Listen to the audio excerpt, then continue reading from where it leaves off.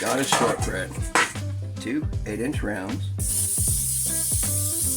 Grease or spray with. There you go, put that aside.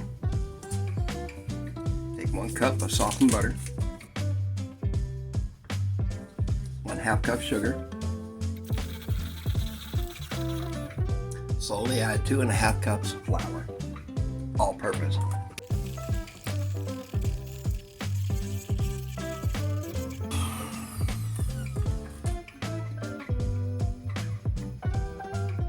Take your 2 8-inch rounds.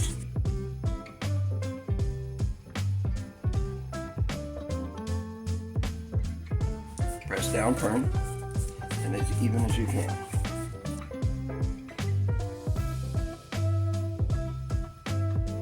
Poke holes throughout.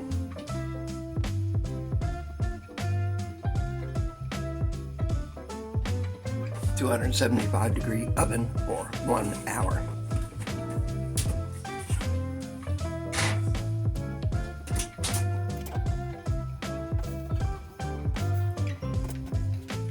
Let cool 10 minutes before removing from pans and then cutting to serve. Let cool 10 minutes, we flip them, then we cut them.